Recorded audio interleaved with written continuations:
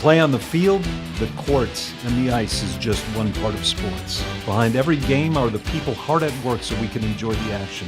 They're the owners, administrators, agents, broadcasters, and promoters who bring the games to life. Meet them when you go Behind the Game with Patrick Klinger and Bill Robertson.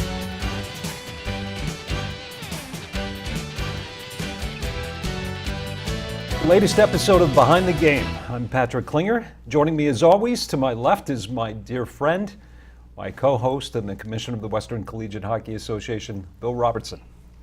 Happy holidays to everyone. Our guest today is what I would call a good friend of both Patrick's and mine, longtime sports editor, sports enthusiast, sports fan, and someone that does a lot of bicycling. And that is just a smidgen of what we'll get into today as we talk to Mr. Glen Crevier, the former sports editor of the Minneapolis Star Tribune. So, Glen, welcome to the show. Thank you, Bill. Thank you, Patrick. 43 years as a sports writer and editor. That's an amazing career, just thinking about 43 years doing something. I know that when you retired a few weeks ago, you told your staff and told others all you ever wanted to be was a sports writer. Tell us a little about that. You know, where did that come from? Well, I grew up in New England, and at a very early age, I just became a sports fan of the Boston Red Sox and Providence College basketball at the time when Providence was a national power in basketball. And we got 2 newspapers a day in my house. My mother was an avid reader of news. We got the Providence Journal and the Providence Evening Bulletin, and I just devoured them every day. And I was a very young age, at 10, 11, 12, when I knew what I wanted to do, and I just never varied from that goal.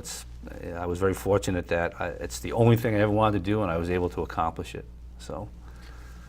You've done it very well, too. Yeah, thank you. I can remember, I can remember the first time I covered a Rose Bowl.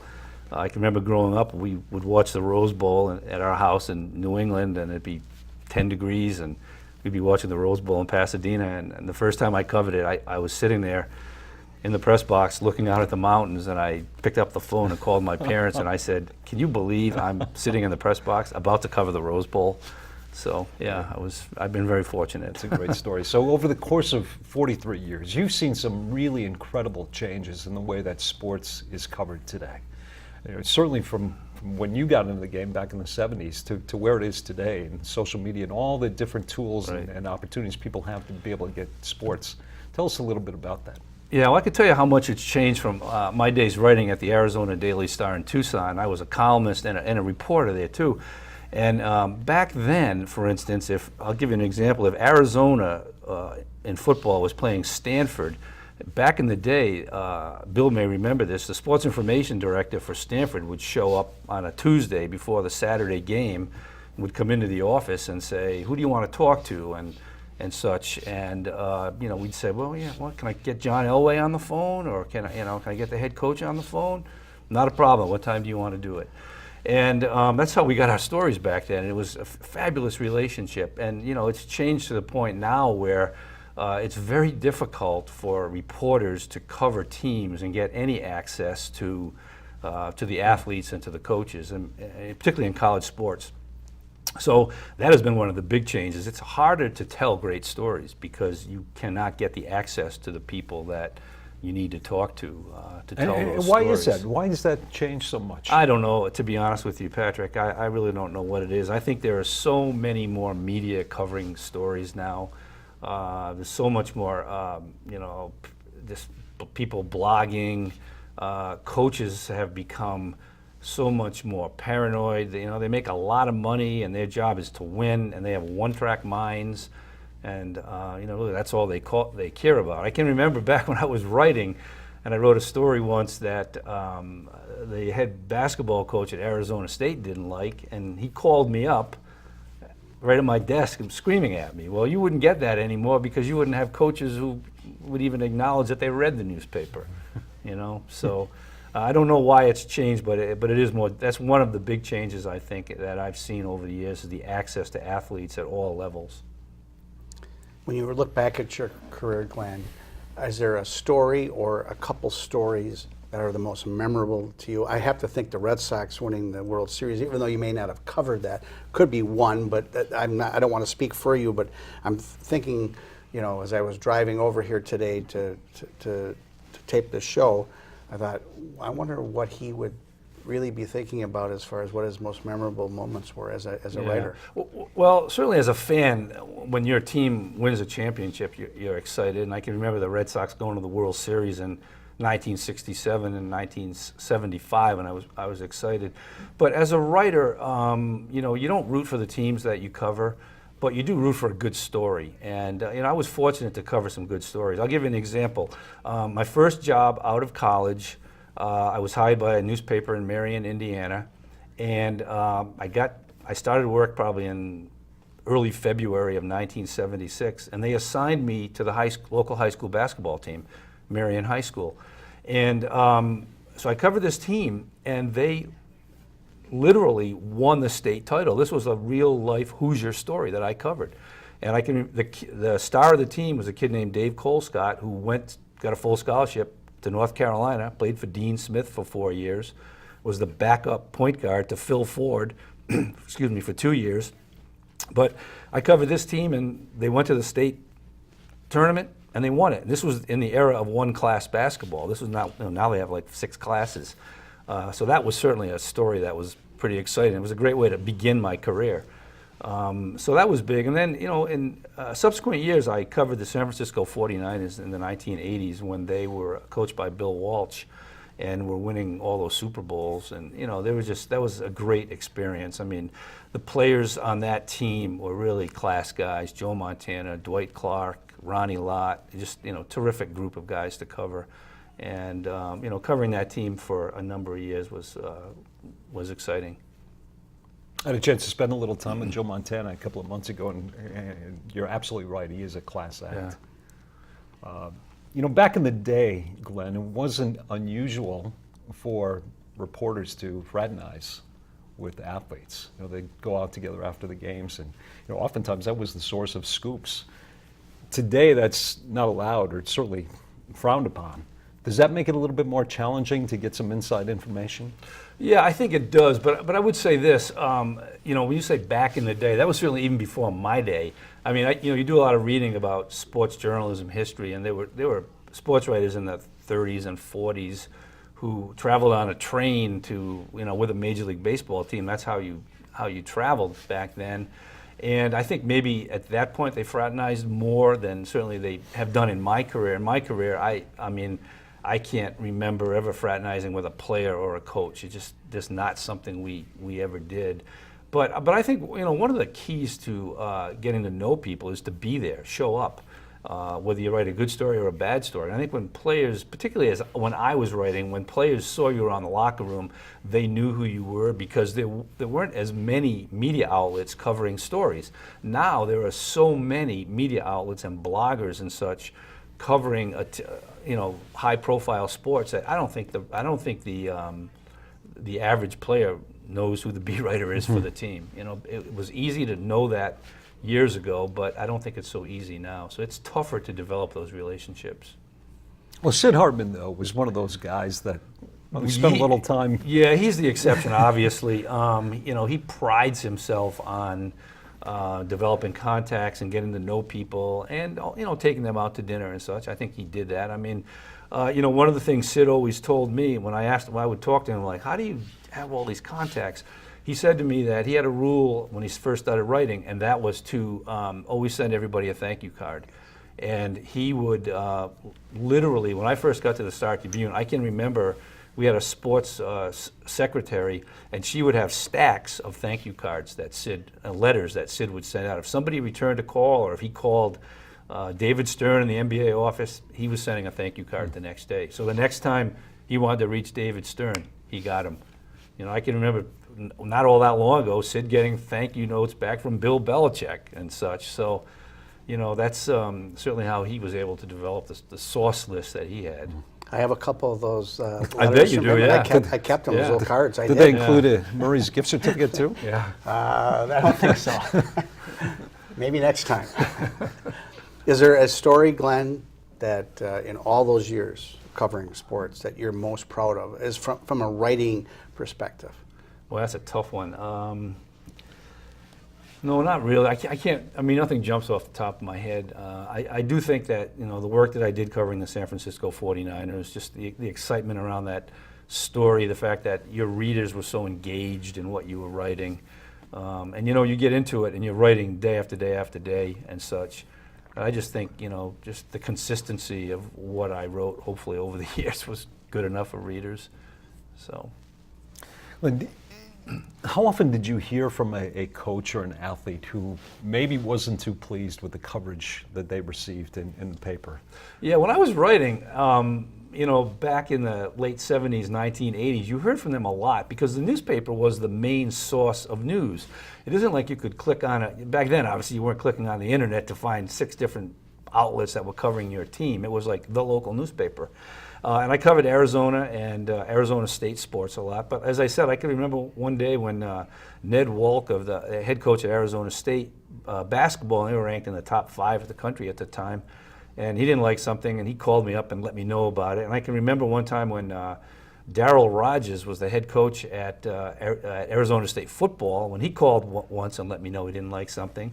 And then when I was writing columns in Tucson, there was an occasion when I wrote something, and I can't even tell you what it was that I wrote, and the entire football team decided to boycott the media because of something I wrote. And again, I don't remember what it was, but I can remember the head coach, Tony Mason, was the head coach at Arizona then, and he was the one behind the whole boycott. And it lasted about 2 days. But back then you heard from people more often because you were the main source of news to the fans, I guess is the best way to put it. Now I assume if an athlete is displeased with the coverage, you might be hearing from the media relations department. Well, that's exactly right. I mean, if we write something about Minnesota athletics that they don't like, it comes through the athletic department. It doesn't really come through any athlete or anything like that. So. But yeah, you're right. It's they let you know when they don't like something that you've written or how you've covered a particular story. So. How about the skills for you as a writer transforming and transitioning into being a sports editor? I mean, there is a big difference, and certainly you're managing people and all sorts of other things. But in your mind, how was that transition for you, and did you enjoy that more than the writing?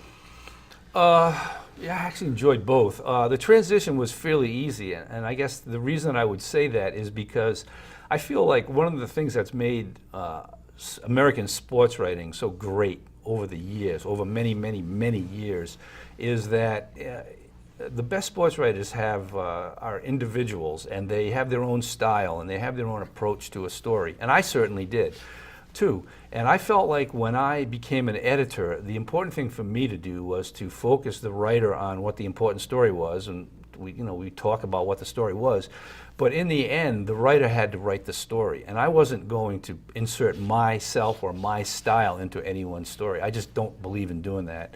And so I would not say that I was a heavy-handed editor, because I always wanted to have respect for the writers, that they knew what they were doing and that they had their own approach to the story, and I respected that. And I think it's important that if you have X number of writers on your staff, you don't want them all to be the same. You don't want cookie cutter stories, and so that's kind of how I approached dealing with writers. And I think hopefully they respected me for that. But I think over the course of time, that's the best way to do it, because it does give variety to to the stories you're writing for your readers.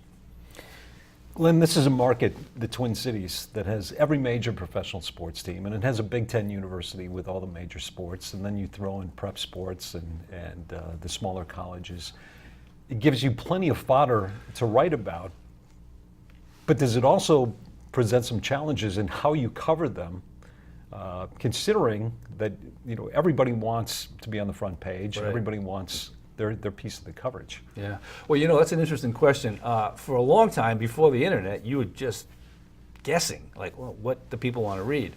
And I think, in subsequent years, you could look at what people were reading online. Now, I think there's like 2 distinctive approaches here. One is, I still think the newspaper, the print product, has to appeal to a really broad audience, and you need to not have someone pick up the newspaper every day and see Vikings, Vikings, Vikings, or Twins, Twins, Twins. You want to give them variety.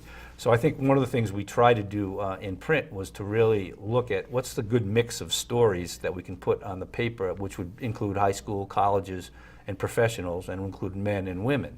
Online, I mean, the way things are, people click on stories, and as they click on them more and more, they kind of move up the ladder as being the most read, and that's kind of the hierarchy of what you're seeing. We could say that the University of Minnesota women's basketball story is something we'd want to play up online, but the reality is, if people aren't clicking on it, it's not going to stay in the top spot. But in print, we go into it every day. We would approach it like, what are the most important stories? What are the biggest stories? What kind of variety can we give readers? And that's kind of the approach that we took. Everything is important, and everything has its day. For instance, a week ago, high school football was really big, so we did a 4-page wrap on high school football. We had 4 pages of coverage of the state championship games. And I feel like, you could look at college hockey, and like in March, people would say, well, you're not covering college hockey enough. And I would say, well, in March, when they are in the spotlight, we're going to really be paying attention to them. And I think you need to have a good feel for what your readers want every morning when they pick up the newspaper. I mean, there's always a lot of criticism from readers are saying, you're not covering this. You get phone calls, emails, maybe some text messages and other forms of communication. But I would think that over the course of your career, even as a writer and as an editor, that women's sports has maybe changed drastically in the amount of coverage that comes to women's sports these days. Not just WNBA and college volleyball or college basketball for women, but overall, it's exploded in my opinion. Yeah, I would agree with you. And it's obviously a very important part of the coverage of the Star Tribune. But just looking at the different segments of women's sports, in high schools, we really tried to treat boys and girls 50-50. I mean, we do all metro teams for boys and girls. We cover the state tournament equally, boys and girls. We try to put, we're very conscious of, like, for instance, if we put a boys high school hockey tournament photo on the cover, we want to make sure that when the girls tournament, of course the girls tournament is first, but we're very conscious of when the right opportunity comes of showcasing girls high school sports. Women's sports, I mean, if you ask me some of the top stories that I've experienced here, certainly the Lynx run is one of them. I'm just phenomenal. The Final Four team from the University of Minnesota women's basketball, what a great story that was. They're among the best moments that I had here, to be honest with you. So. We've touched on the fact that sports fans can now get information 24 hours a day. It's at their fingertips anytime that they want it. How did that change the way that you and your team covered sports? Yeah, well, it's evolved. That's a good question. It's evolved. I can remember a time when we would have a news scoop, and we would have arguments about, well, do we want to break this in the newspaper or do we want to put this online? And that sort of slowly segued into, well, we'll put this in the newspaper, but let's put it online at 10 o'clock at night so no one else will get it. To now, it's like, if you get a story now, boom, you get it up as fast as you can. We've been in important meetings when one of my team leaders would look and go, oh my God, something just happened, boom, meeting's over. We just race to get the story done and get it posted online. So it's really, immediacy is just vital to what we do now. So. And you have, your reporters are tweeting throughout the course of the game now. It's not just meeting a deadline and getting the story ready for the print publication the next day, but it's now they're throughout, it's every couple of minutes. They're some of tweeting. them tweet too much. They're not paying attention to the game. But they do, and they're all different. We don't require them to tweet, but they can do whatever they want, basically. And some of them tweet occasionally on a big play. Other ones tweet every time a player crosses the blue line. So it's a very individualistic thing. It's not required by us, but they have their followers, and if they're reaching readers that way, good. Maybe they'll come back, and what we really want them to do is write a story and tweet the link to that story so we get them back to our website.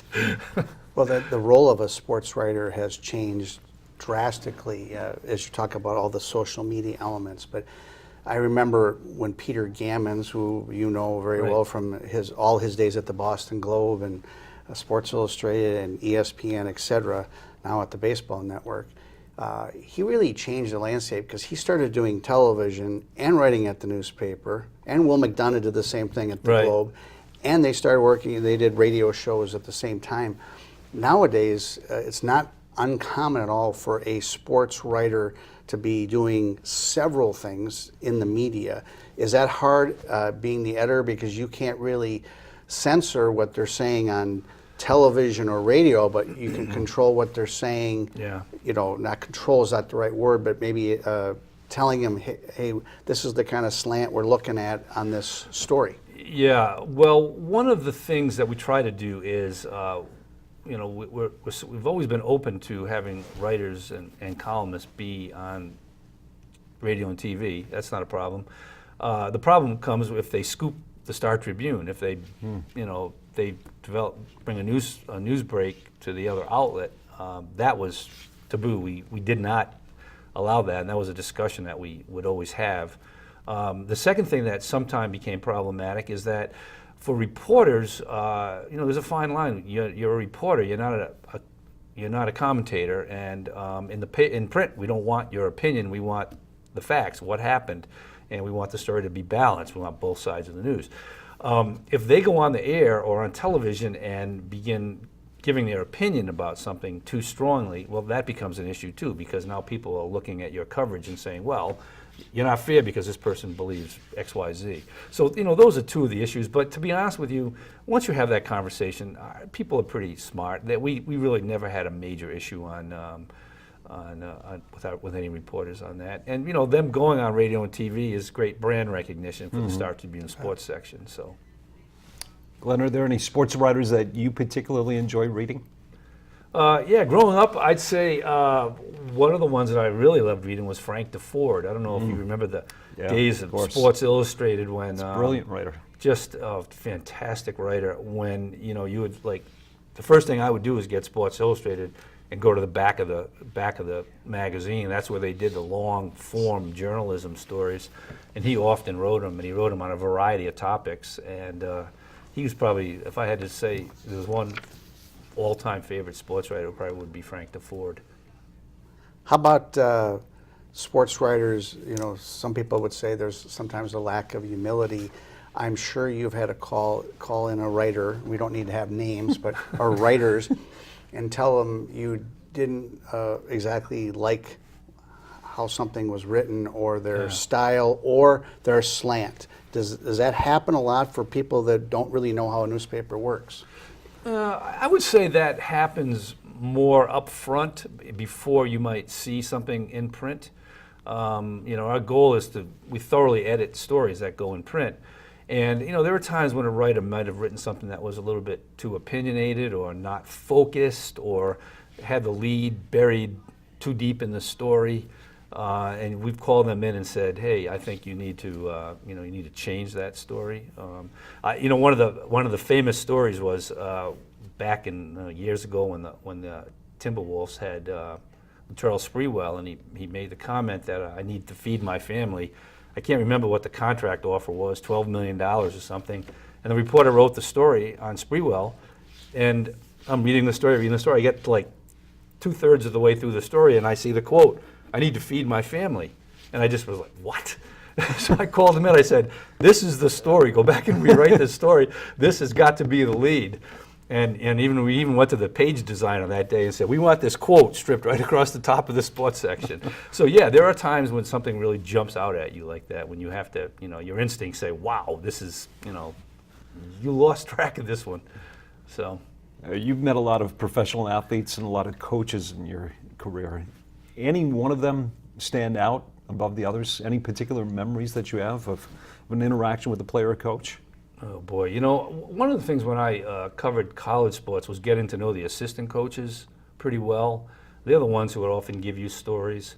But I say if there was a head coach, I'd say one of the head coaches that I really liked and got along with well, and he would tell me if he didn't like something I wrote, was Larry Smith, who coached football at the University of Arizona and then went to Southern Cal and then Missouri. That was kind of a formidable age for me when I was really just beginning to write and to cover higher profile sports. And I just had a good relationship with him. I could pick up the phone and call him. And, over time, you just couldn't do that anymore, Coach. You can't, if you try to call the athletic director at the University of Minnesota, you have to go through the media department, and they probably won't even get the message to him. So, but I would say, if I look back, I'd say Larry would probably be the one that I really liked. And I also covered a little Major League Baseball when I was in Tucson, and Jeff Torborg was the manager of the Cleveland Indians. I know I'm going way back, but Jeff was a pretty first-class guy too. So there, and back then Gabe Paul was the general manager, and he had been the general manager of the Indians, and then had gone on to the Yankees for a while, and I kind of enjoyed being around him because he had just great old-time baseball stories. So those would be fun. We're down to about 2.5 minutes in this show. We could spend hours with you, to be honest, talking about a lot of things. If you could go back and cover one sporting event in your day, as now putting your sportswriter hat on, what would that be? Could be anything that you didn't cover or did cover. Yeah. Boy, that's a tough question. I guess maybe it might be fun to cover Game 7 of the, 2003 American League Championship Series when the Red Sox came back, or 2004 when the Red Sox came back and beat the Yankees after being down 3-0 in that playoff, and winning the game, and I believe it was at Yankee Stadium, and advancing to the World Series and winning their first World Series. That was just a phenomenal comeback. I mean, they were down 3-0 in games and down in Game 4, and you thought, this is it, and they came back, won the game, and then ultimately won that series, and then won the World Series. So I guess if I could put myself in the press box for one game I'd like to sit, cover, and watch again and cover and write about, it would be that game. And how about a favorite sports venue? If you had a chance to visit any of the sports venues throughout the country. Yeah, well, I say this. My staff often made fun of me. I'm a big college football fan, and I make an annual trip. I go to college football venues, and in recent years, I've been to Notre Dame and LSU and Alabama and Ole Miss, Florida. And this past October, I went to the Big House at Michigan. And maybe it's because it's fresh, but that was just a heck of an experience. 111,000 people in there. It was a night game against Wisconsin. The place was just electric. So that's definitely one of my favorite. That has become one of my favorite. As I said, maybe because it just happened, but I really enjoy going to big-time college football games and sites and such. It's just, great fun.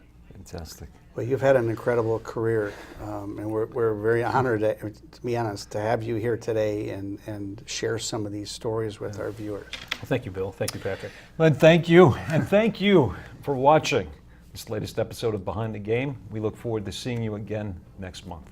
Thanks so much.